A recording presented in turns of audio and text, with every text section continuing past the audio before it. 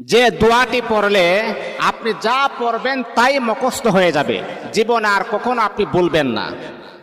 আপনি যা পড়বেন তাই আপনার নলেজের ভিতরে ফিট হয়ে যাবে, আপনি কখনো বলার চেষ্টা করলে বলতে পারবেন না।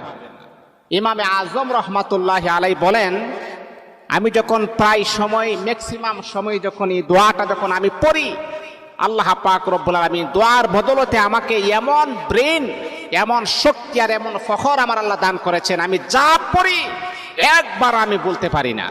দোয়াটি হচ্ছে আল্লাহুম্মা ইন্না নাস্তাঈনুকা আলা তাআতিক। এই দোয়াটা পড়বেন।